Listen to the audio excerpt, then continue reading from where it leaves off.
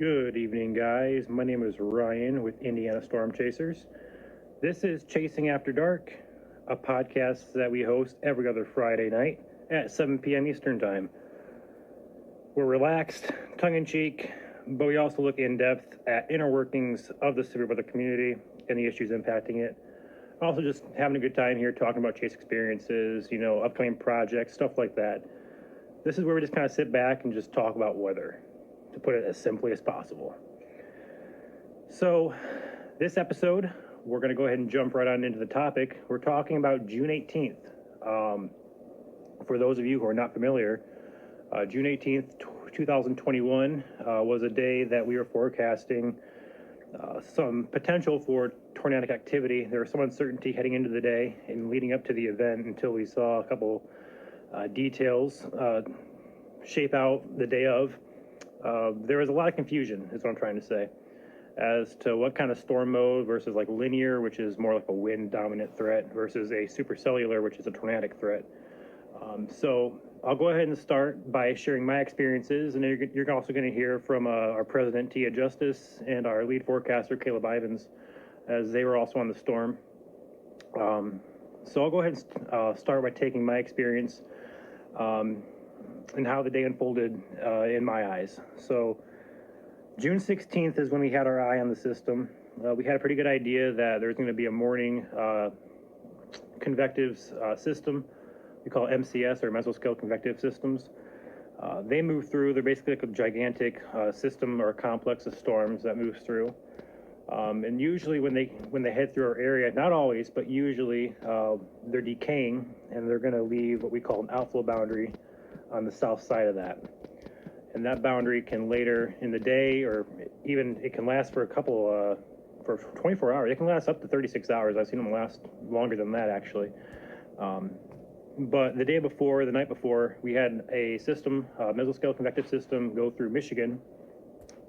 And the exact track of that was going to determine how far north or south the severe threat for June 18th was going to be.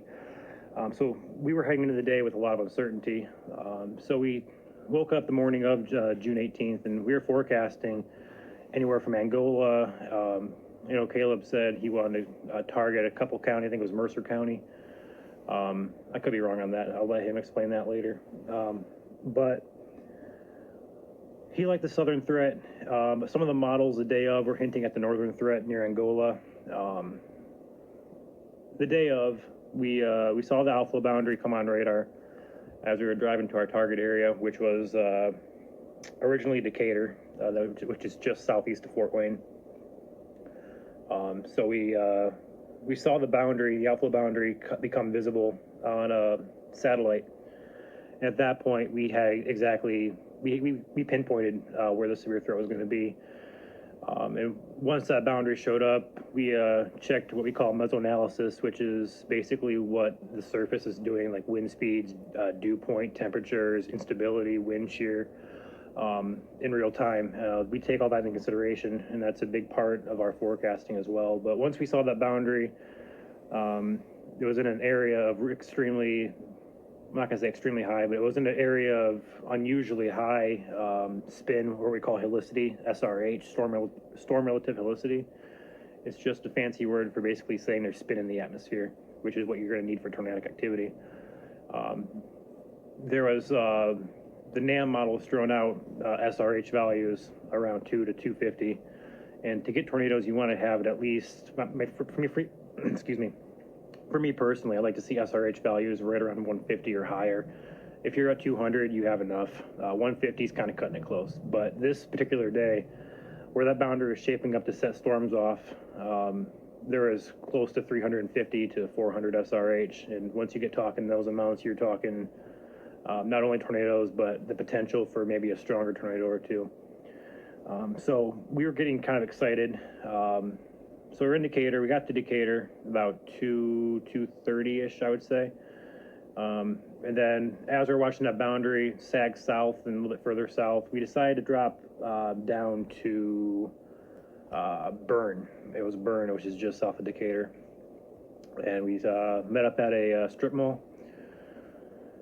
We had one, two, three, four, five. I want to say 6 or 7 of us that met up there, maybe 8. At least 6 of us, ISC members that met up there, as well as some Michigan Storm Chaser members. I know Joel Fritzma. He was one of our first members for Michigan Storm Chasers. He joined me on this chase as well. And then we had a couple locals stop and ask us what we were doing as well. But anyway, as we were watching this boundary sag south, we began seeing towers go up.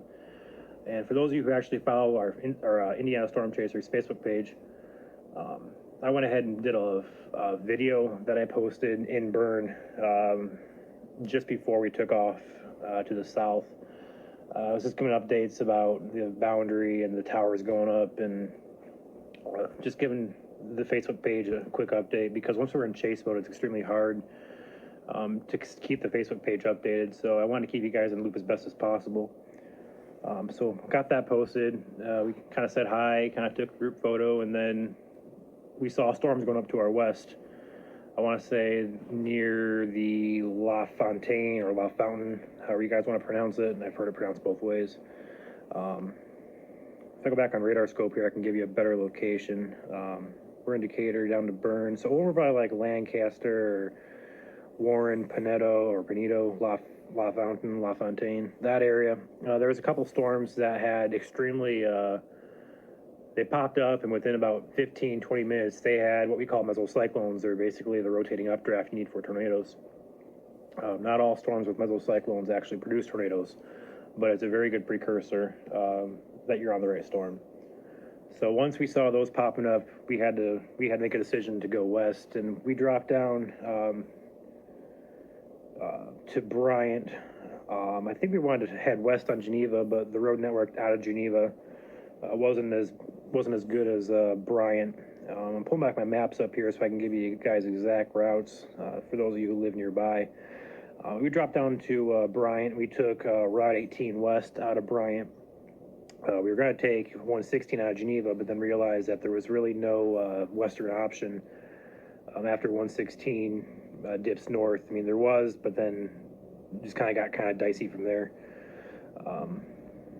So we're on 18, and we were just kind of figuring out where we want to set up and yada, yada, yada. And we decided on 18, I think Route 1, near Pennville or Fiat, Ballback, Nottingham, that area. And before we got to Route 1, Joel and I spotted a wall cloud to our north. And originally we wanted to let that wall cloud go and chase the storm that was already had a good radar signature of rotation.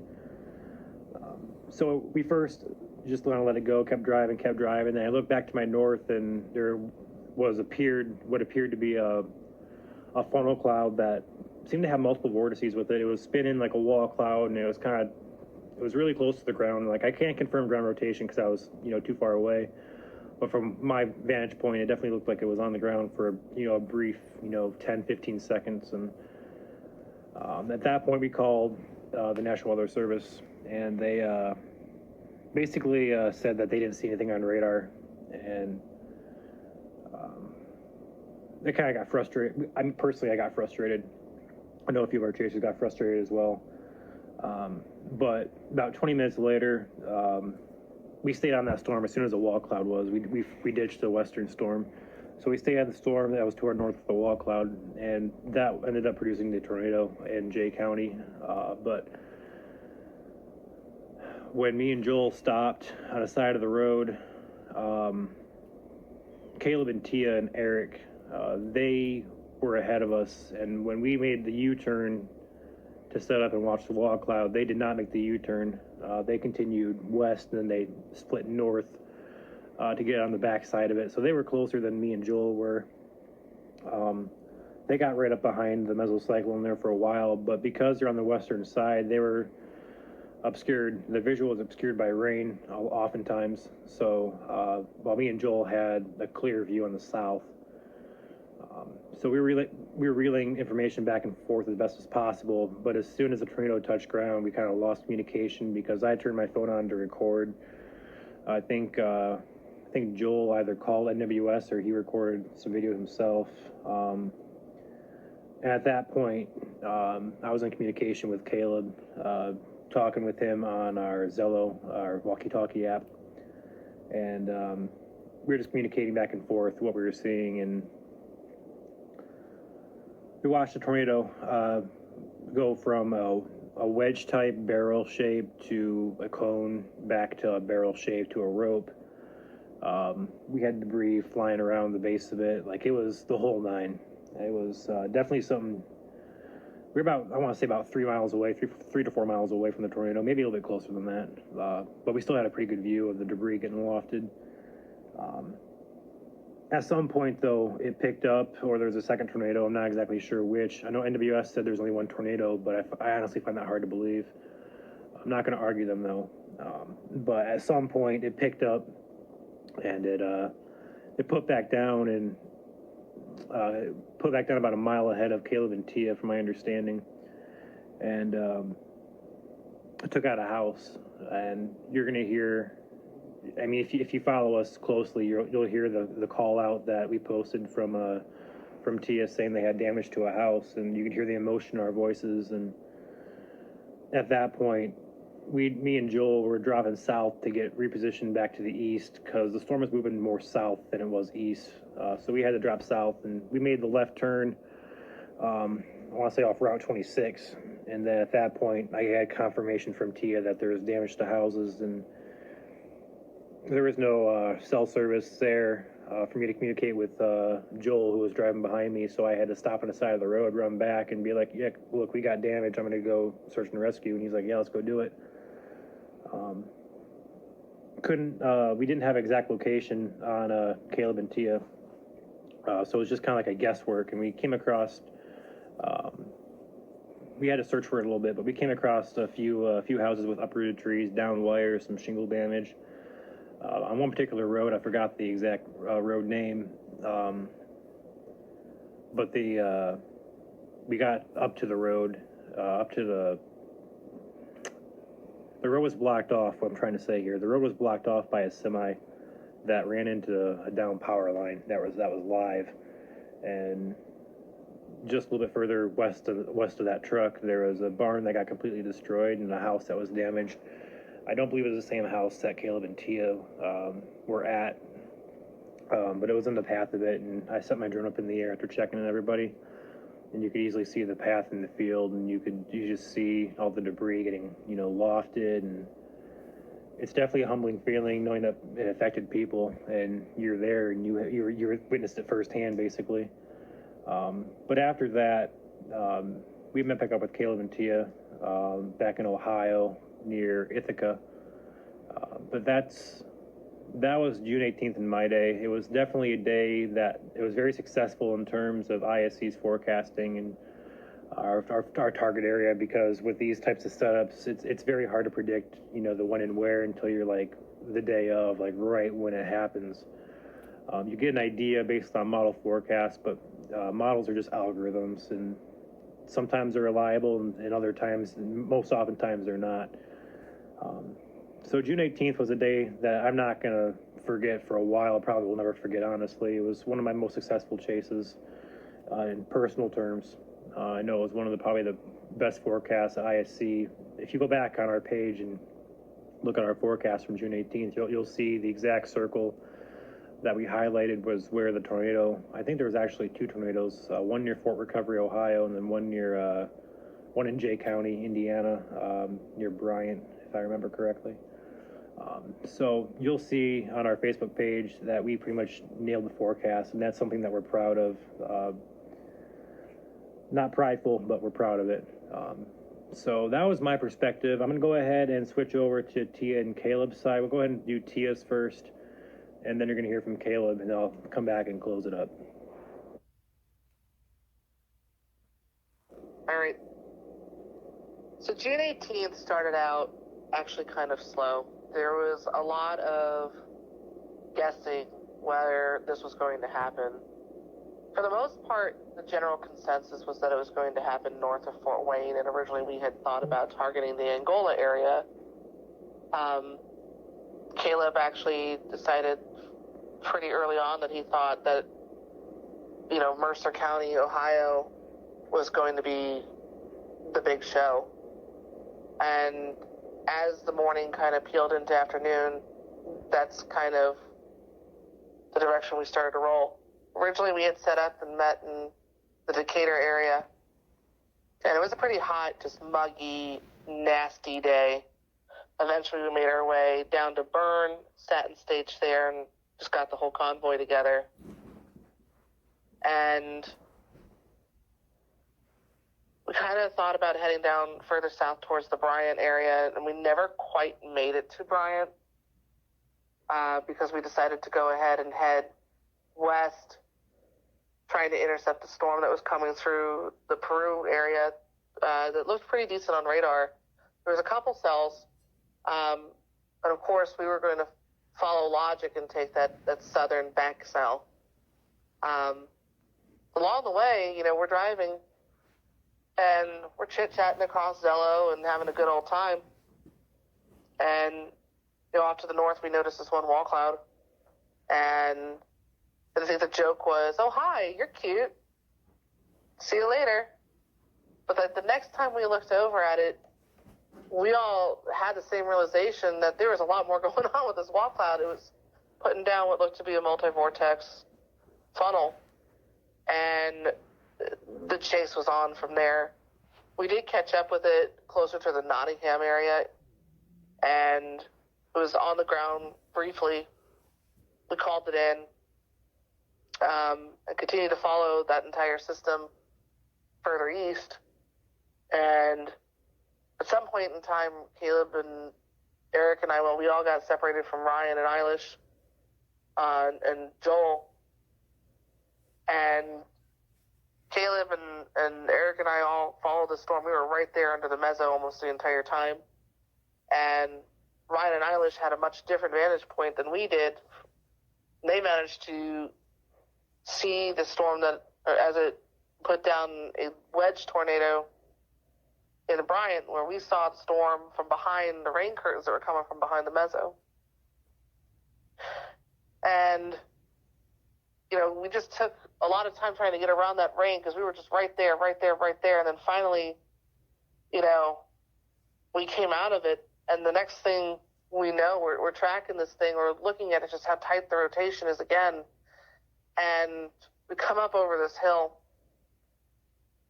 and all we could see is stovepipe tornado and then flying sheet metal and wood and just stuff. I mean, it looked like the bomb had gone off. And the tornado just took a turn and just booked it across the road. It was just kind of showing you just how unpredictable these things are, that they can make these right turns and just decide to instead of going due east, hey, let's go southeast, bye. And we knew there was damage. We could see damage. And the chase became search and rescue at that point in time. It kind of really puts things into perspective, and you get really nervous and really scared because you see this amount of damage, and there's a barn and it's just completely gone, and there's houses, and there's these two people that are up on the road walking, surveying damage already, and we're asking if they're okay. And Eric and Caleb are running from door to door trying to see what's going on, because one house is fine. The house that literally was right next door to the barn is miraculously fine. It doesn't even have a leaf out of place on any of the trees. But across the street, there's this really adorable little farm, cabin-looking house, and the whole back end of it is toast, and it's making these horrible creaking noises. There's a car in the driveway, and I mean, the truck didn't even, that truck, I should say, that was in the driveway, again, didn't even have a leaf on it, not a scratch, nothing. But yet there's a tree limb that had been literally thrown through and penetrated through the front door. And luckily nobody was in that house at that time, and nobody was in the house across the way. But, the guys that we saw walking across the street or walking down the street were the farmers that owned the barn. And, we later found out that there were several cattle that had been killed by that storm, and they're standing there staring at this barn, and I mean, all their winter hay is in that barn, everything, their equipment, everything, and that they've just lost pretty much their livelihood. The storm, once we realized that everyone was okay there, we got back and, on the hunt, and we tried to catch back up with the storm, and we wound up following this trail of destruction, more or less, for over about a mile, 2 miles, with just stuff being strewn along, just pieces of barn, sheet metal, and fence posts down, stuff like that, tree damage. We realized that's when, that storm had lifted. And we later, as we got further south and east, we wound up getting into Fort Recovery, and later would find out that either that particular, it couldn't have been that tornado, it had to be another tornado. Thinking logically about it, it had to be another tornado that actually went through Fort Recovery shortly after that stovepipe went through that house. Or those houses, barns, farms, whatever you want to call them. Farmsteads, we'll call them that. And it kept trying and trying and trying and trying. We saw more funnels than you can really shake a stick at. At one point in time, Caleb, Eric, and I were under the mezzo, and it was such a tight rotation that we all stood out, and we're standing on our running boards for a minute, and if you looked up, there was literally a hole in the sky, like where the rotation was that tight. And we thought for sure it was going to do it again, and it just never managed to get itself together enough to do it. There was several different funnels that we thought it was trying and trying and trying, but it just kind of outran itself. And we were kind of thankful for it, but that type of thing, it's always fun in games until somebody gets hurt or somebody loses property. So that's kind of what that day was. It was just high octane from the word go. And once the chase was on, the hurry up and wait part was kind of agonizing, but I mean, it always is. You're always chomping at the bit. You want to go, go, go, go, go. You don't want to sit in the Walmart parking lot twiddling your thumbs and staring at, radar, waiting for initiation and seeing nothing and thinking, well, is it going to bust today? But it definitely did not bust that day.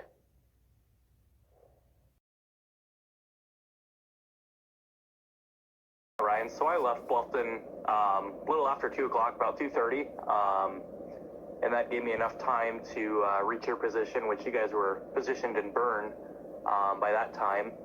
And when I left Bluffton, that was right at the time that surface boundary was right over town, and that boundary is what I was looking for on models for the previous days.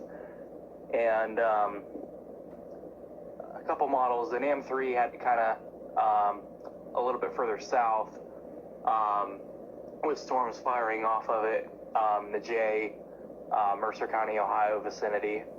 And then while a couple other models had it further north, which could have storms firing in Paulding County and Allen County. I remember seeing that boundary, and I beelined for Bern and met you guys there. And then by that time, there was some shower activity associated with it, but there wasn't really any definitive supercells by that time yet. I know the previous day I had selected Bryan, Ohio, actually, in Jay County as my target area 24 hours before June 18th. So back on June 16th and 17th, I was already targeting that vicinity. And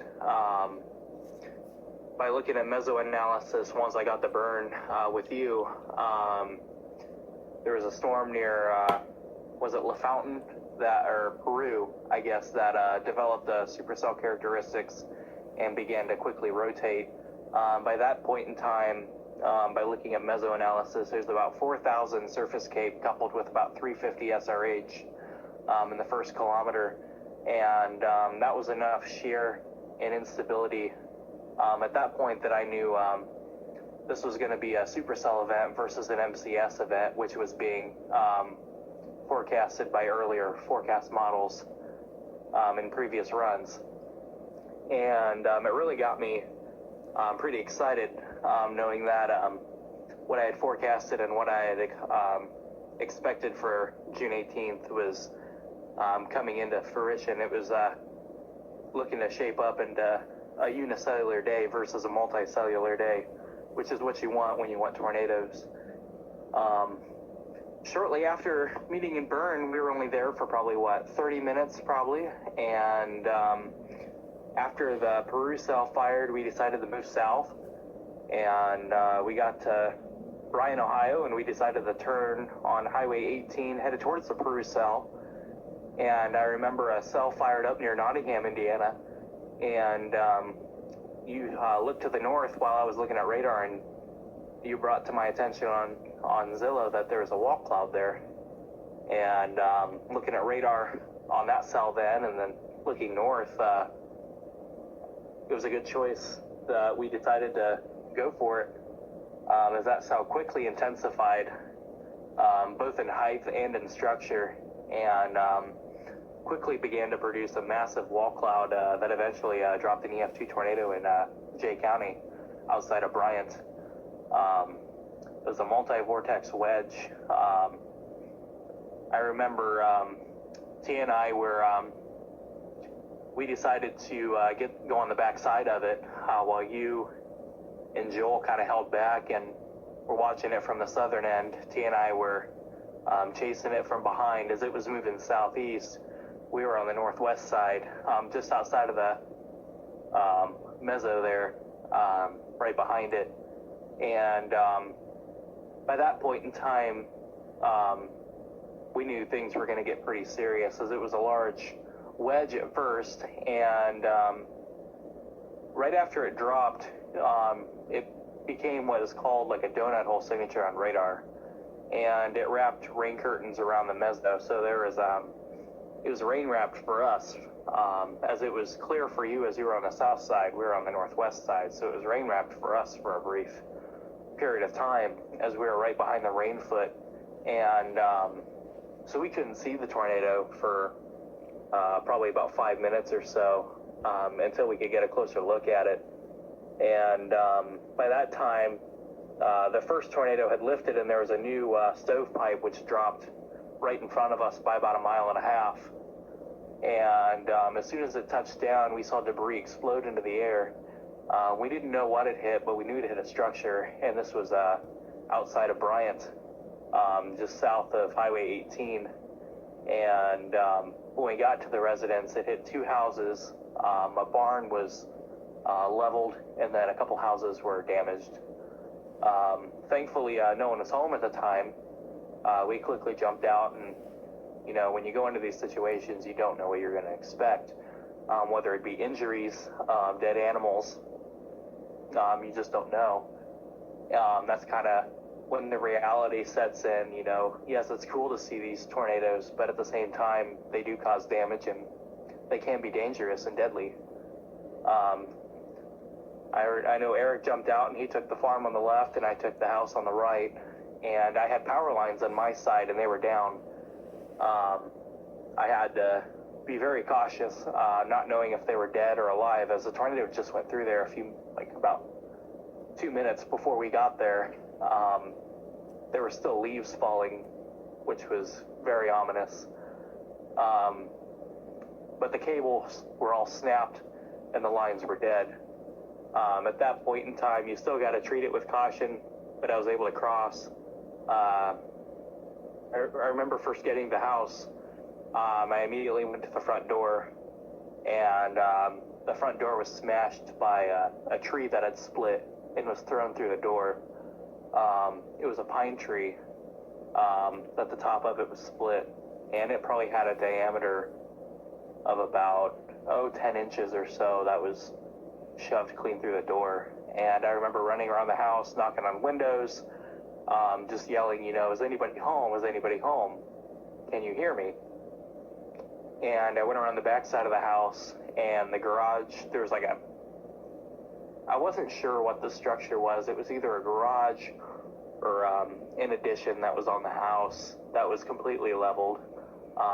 It was a weaker structure, so not surprised to see that it was leveled. But thankfully no one was home, and there were no injuries. with that, which was really, really nice to knowing that no one was hurt.